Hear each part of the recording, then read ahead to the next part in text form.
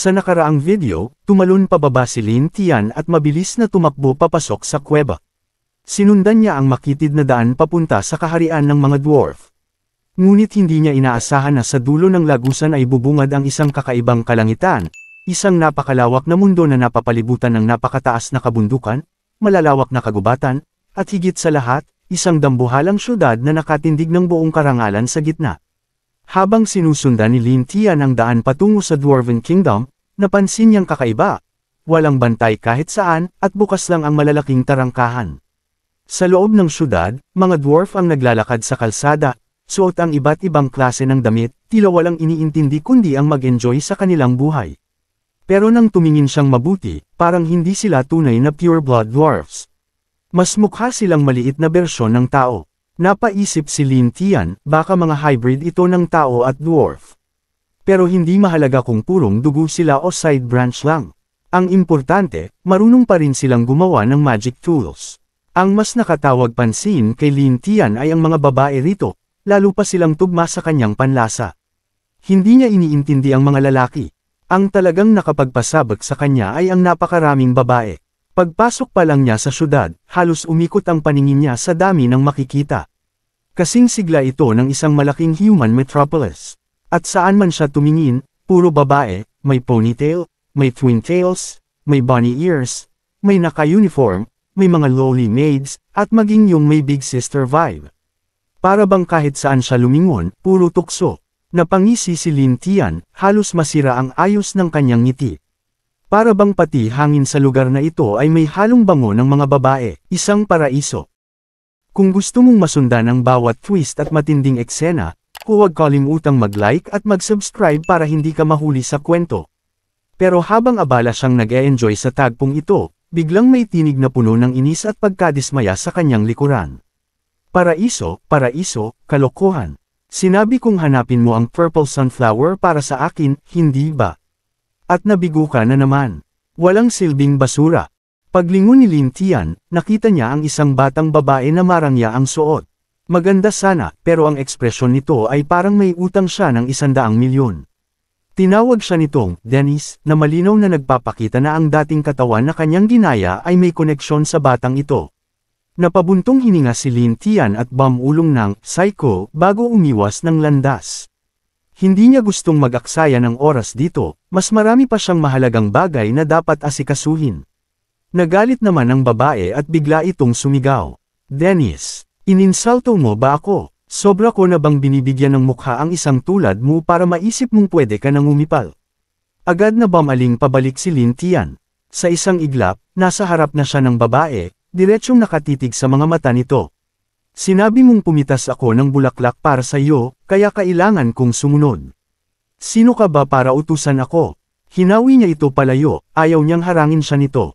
Nanlaki ang mga mata ng babae, si Xiaomi, at halos hindi makapaniwala. Ang lalaking dati ay parang aso na laging nakasunod sa kanya, ngayon ay naglakas loob na kumontra at tumalikod. Galit na sumigaw si Xiaomi, fine. Fine. Habang buhay, huwag kang mangarap na patawarin pa kita. Narinig mo ba? Galit ako sa iyo, hayop ka. Ngunit malamig lang ang tugon ni Lin Tian, mas mabuti nga. At agad siyang tumalikod, naglakad palayo ng walang pag-aalinlangan. Sa dami ng magagandang babae sa kalsada, bakit pa siya mag-aaksaya ng oras sa isang batang spoiled na gaya niya? Habang pinagmamasdan siyang papalayo, nang inig si Xiaomi sa matinding galit. Buwisit, pasasabugan ko ang buhay mo, gagawin kong pagsisihan mo to. Hindi na siya pinansin ni Lin Tian at dumiretso sa isang tavern upang mag-ipon ng impormasyon. Kahit pa hybrid ang mga dwarf dito, tiyak niya, ang hilig nila sa alak ay hindi kailanman magbabago. Pagpasok pa lang niya, mabilis niyang sinuyod ang paligid gamit ang mga mata. Kumuha siya ng 2 gold coin at bumili ng 2 bote ng pinakamahal na alak, nagpapakitang galante. Doon agad nahulog ang tingin niya sa isang blonde dwarf girl na mag-isang umiinom. Kinuha niya ang alak at lumapit. Gusto mo bang uminom muna tayo ng konti? Tanong ni Lin Tian. Medyo nagulat ang babae, pero ngumiti rin. Sure, pero ang pangit ng pick-up line mo. Napakurap si Lin Tian, pinilit ngumiti. Nahuli mo ako, pero sa loob-loob niya, malamig siyang napangisi. Kung nasa labas tayo, hindi ko na kailangang magsayang ng salita. Dapat tuwang-tuwa ka nang at pinapansin kita. Ngunit pinigilan niya ang inis, pinanatili ang ngiti, at ipinagpatuloy ang pakikipag-usap. Habang patuloy na umiinom ang babae, unti-unti siyang nalalasing, eksakto sa plano ni Lin Tian. Di nagtagal, kumapit na ito sa braso niya at humalaklak. Kahit sablay ka makipag-usap at mahina ka sa alak, ang yaman mo naman. Wala nang katulad mo sa buong Dwarven Kingdom. Ikinwento pa nito na matapos mabuwag ang hukbo ng kaharian, karamihan sa mga sundalo'y naging adventurers. Pero nitong mga nakaraang taon, dumami ng sobra ang mga undead at palaging nanggugulo. Ang problema, karamihan ng tao rito'y sanay na sa masarap na buhay kaya wala nang tapang humarap sa panganib. Napansin ni Lin Tian na hindi lang mga dwarf ang naninirahan sa napakalaking underground city na ito, pati iba't ibang magical creatures. Napangisi siya at sabi, sana may dumating na magligtas sa inyo.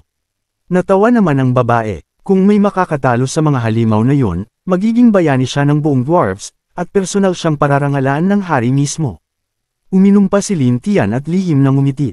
Kung mapupuksa ko ang undead, hindi lang malaking merits ang makukuha ko, magkakaroon din ako ng tsansang makausap ang mismong Dwarven King. At kapag nangyari yun, mas madali ko nang matutunan ang forging ng magic tools. Kinabukasan, sa loob ng isang tavern room, unti-unting nagising si Lin Tian, masakit ang ulo dahil sa labis na alak kagabi. Sa tabi niya, nakahiga ang blonde dwarf girl, at sa gulo ng kwarto, malinaw kung anong naganap kagabi. Pagmulat ng babae, agad siyang yamakap kay Lin Tian at mapanuksong sinabi, "Ano? Nakalimutan mo ba lahat ng ginawa natin kagabi? Haha, sa hitsura mo, parang hindi ka dwarf. Pero sa loob, ibang klase ka. Isa kang tunay na lalaki. Walang katulad mo sa buong kaharian." Medyo nahiya si Lin Tian, pero nakahinga rin ng maluwag dahil hindi nito nadiskubre na isa pala siyang goblin. Alam niyang kailangan niyang kumilos agad, kailangang lipulin niya ang undead para makausap ang hari. Ngunit sino ang maniniwala na isang, ordinaryong dwarf, lang ang kayang bumura ng buong horde ng undead? Kaya napagpasyahan niyang pumunta muna sa Adventurers Guild para humanap ng magiging saksi. Agad siyang tumayo para magbihis, pero nagulat ang babae. "Ha? Saan ka pupunta? Hindi pa sumisikat ang araw." Malinaw na nais pa nitong manatili siya. Ngunit humingi lang ng paumanhin si Lin Tian at sinabing may mahalaga siyang aasikasuhin.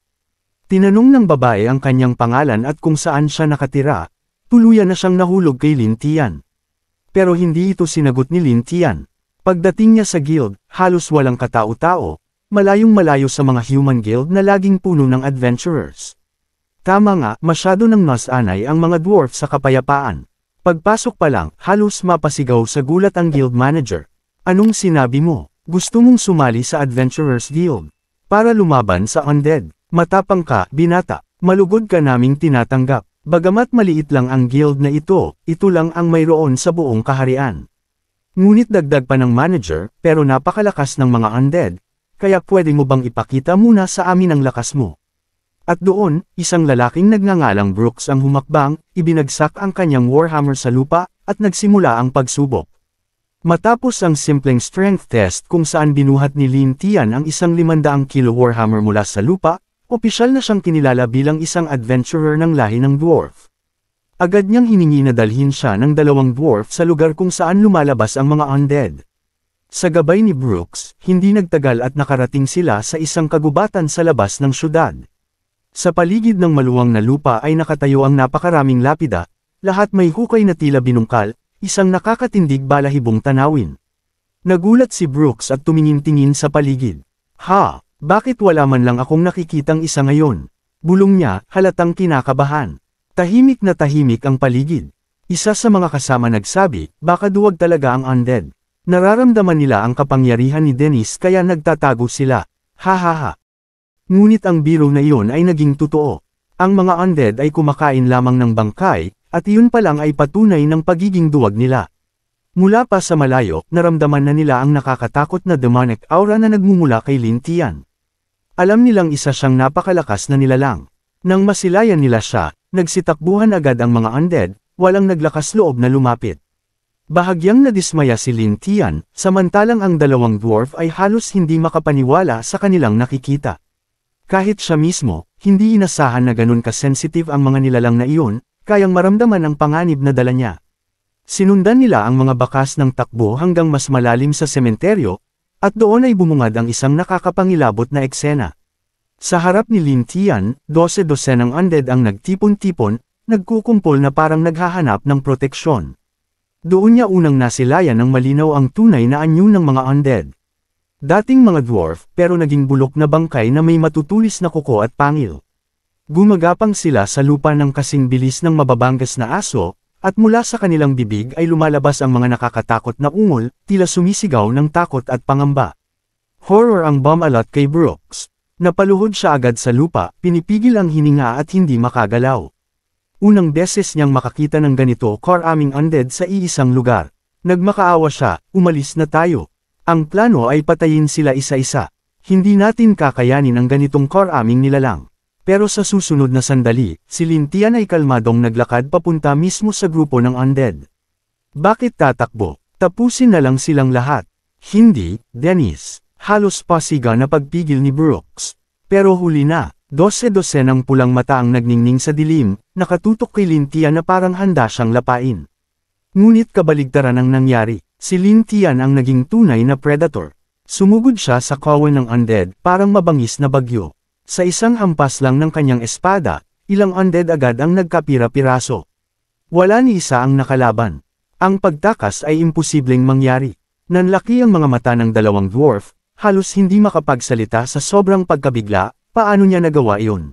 Ilang daang mandirigma na ang ipinadala rito pero nabigo silang lahat. At siya lang ang nakakagawa nito. Sa harap nila, ang mga undead ay tila naging mga manok lang sa harap ng magsasakang may kutsilyo, walang kalaban-laban, isang one-sided massacre ang nangyari. Ang likas na takot at pagyuko ng mahina sa harap ng mas malakas ay malinaw na nakita sa mga undead. Tapos na, fair na, bulong ni Lin Tian habang bitbit ang pugot na ulo ng isang malaking undead. Sapat na ito para patunayan ang aking nagawa. Paglingon niya, napansin niyang sina Brooks at Cayman ay hindi lang manghang-mangha, may halong takot din ang kanilang mga mata. Napilitan si Brooks ngumiti at mabilis na nagsabi, talagang kamangha-mangha ang kabataan. Fair na, bumalik na tayo. Habang nagsasalita, palihim niyang pinupunasan ang pawis sa noo. Pagbalik nila sa kaharian, dumiretso sila agad sa palasyo upang humingi ng audience sa hari. Ngunit pagdating sa Grand Gate, hinarang sila ng mga bantay. Pasensya, pero masama ang pakiramdam ng hari at hindi siya makakatanggap ng bisita ngayon. Nagalit si Brooks at sumigaw, "Hoy! Tingnan niyo ng mabuti. Kagagaling lang namin sa paglipol ng mga undead." Napatitig ang mga bantay kala Lin Tian, puno ng paghanga at paggalang, ngunit hindi nila kayang labagin ang utos. Papasukin sila. Isang boses ng babae ang umalangaw mula sa loob ng banal na dambana ng mga dwarf, matatag, may awtoridad. Nang bumukas ang pintuan, isang maliit na figure ang lumitaw, nakaupo sa trono, nakasuot ng marangyang ceremonial robe. Sa itsura'y mistulang batang babae, ngunit ang aura ay mabigat, puno ng dignidad at kakaibang alindog. Isang presensya na nakakapanginig ng kalamnan kahit sinong tumingin. Hindi inaasahan ni Lin Tian na siya pala ang reyna ng kaharian ng mga dwarf. Agad lumapit si Brooks. "Your Majesty, nandito kami para iulat ang tagumpay namin." Ang binatang ito, si Dennis, ang siyang pumatay sa mga undead na nagbabantang sakupin ang kaharian. Ano, saglit na natigilan ang reyna, pero agad bumawi. Ang mga matang nakabighani ay kumislap habang nakatitig kay Lin Tian, tila gusto siyang lumunin ng kanyang titig. Nakita niya ang kakaibang karisma ni Lin Tian, na wala sa mga dwarf. Maya-maya'y malamig siyang nagsalita, "Ang guild reward ay ipapadala na lang sa inyo mamaya.